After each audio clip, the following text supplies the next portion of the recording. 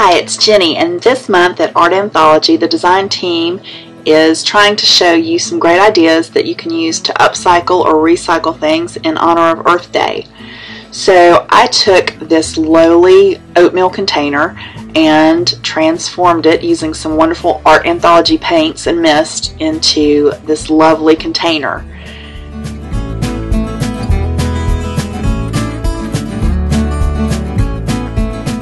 The first thing you're going to want to do to prep your oatmeal box is to just peel the paper away from it, and then we're going to paint it with gesso. After you've completed this step, then we're going to start using some mist. I looked around the house to try and find some interesting things that I could incorporate into this project, and I found this fabric that was an open weave mesh, kind of a nylon fabric, and wrapped it around the canister and used it as a resist. I sprayed with Glorious to give it a nice base of yellow, which was going to blend really well with the blues and greens that I wanted to eventually have with this piece.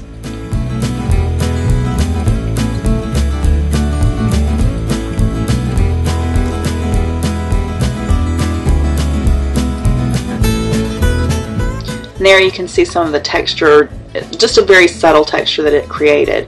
And then I started using, in the colorations, peacock feathers and studio blue to add those greens and blues. And like I said, this just mixed really pretty with the yellow. The yellow is still wet, so the colors run together and just give you interesting variations.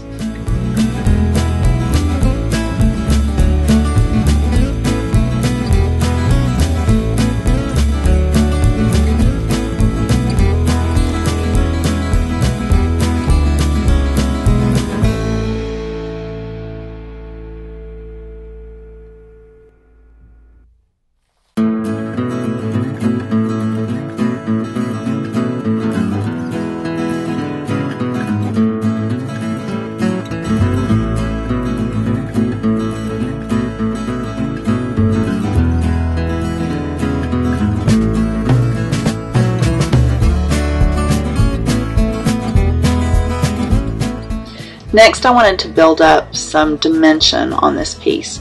So I took a stencil and used the velvet paint in cotton and just a foam brush to apply this. And since this is a dimensional paint, it was a subtle design since it was in the cotton, but it built up that texture that I wanted to see on this. And I just used this all around on the canister. In some areas, the doily stencil was not complete. It was just a section of it that was used, but just do it so that it's pleasing to you.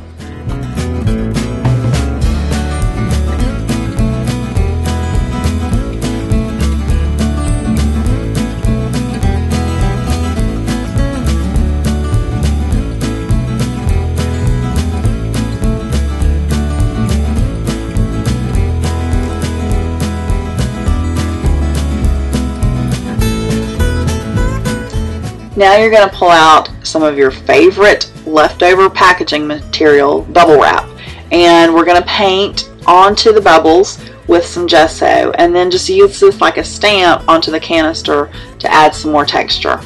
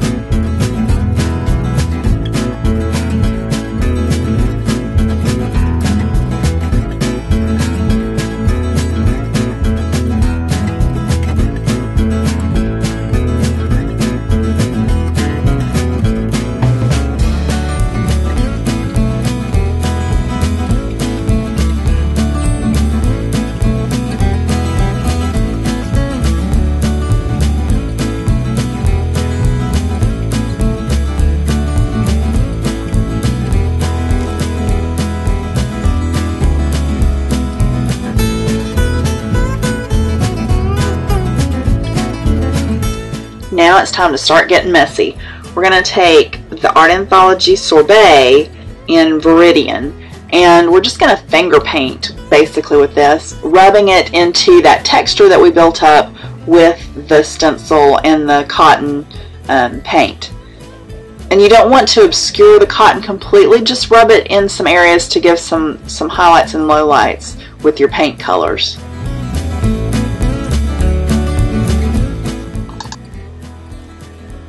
I also used some Viva Decor Inca Gold, which is kind of like a rub and buff type gold, to add some gold to the high points. Not too much so it was garish, but just to give one more layer of light to that. And my Inca Gold was kind of old, so that's why you see me adding water to it, just so that I was able to use it.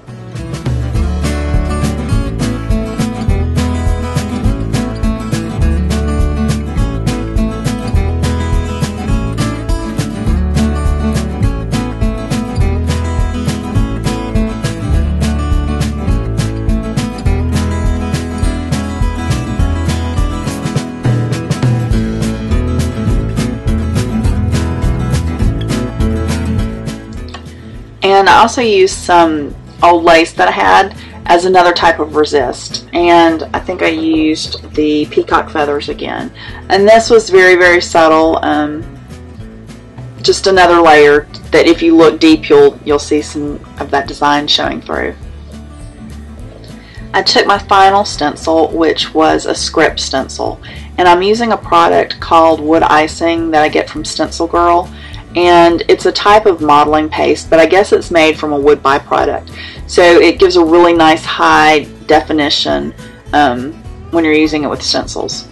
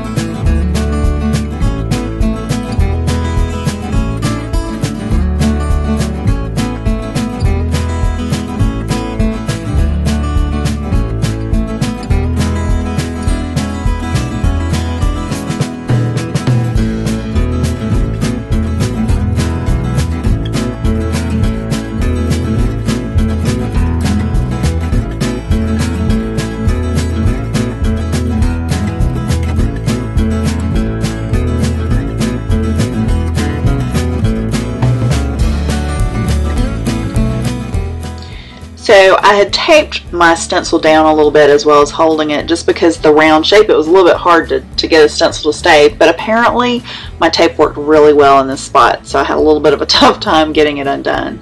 But there you can see how great the script looks, but it's just the raw color right there, which is, you know, kind of a wood putty color. So you're going to let that dry before we do anything else to it.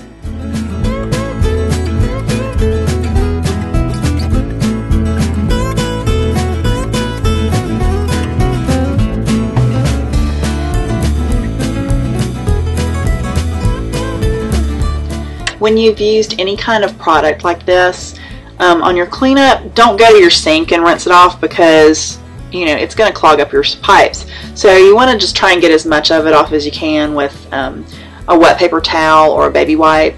And a lot of people will keep just a bucket of water or a tray of water, and you can soak your stencils in that, or your tools, and then just pour that outside instead of down your sinks.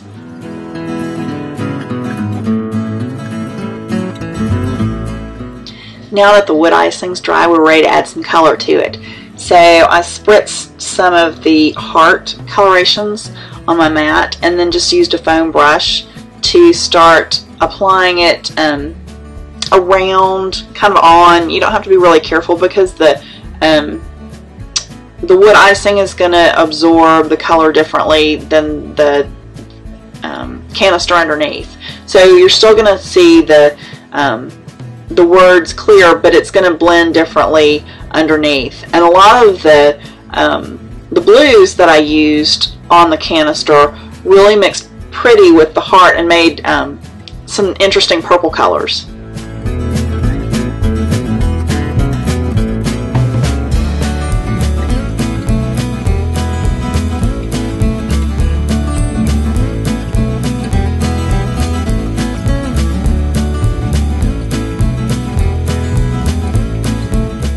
And I was anxious to see how this would turn out, so I used my heat gun to speed up the process a little bit. And you can see the blending of the colors.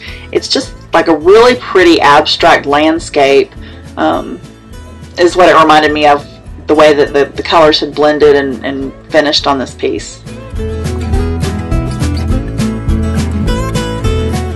And I went back in with a little bit more of the Viva Decor Gold to bring out some highlights again of some of the letters.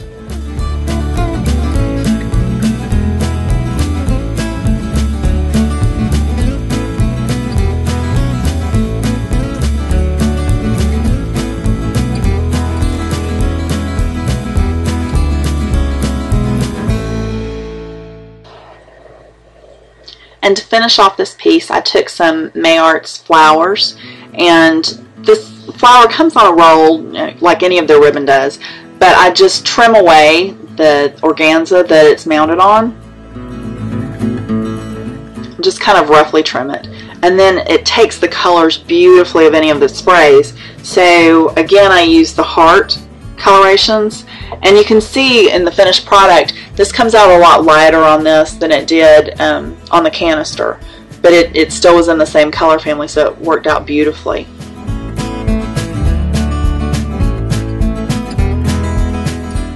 When I finished the canister, I realized I wanted to tie in the color and the flowers a little bit more to the piece. So up around the top you can see that I just took some of the Fiesta Velvet dimensional paint and just rubbed that around the top. And it really tied the two together. Thanks for stopping by. Hope you'll come back and join us again soon.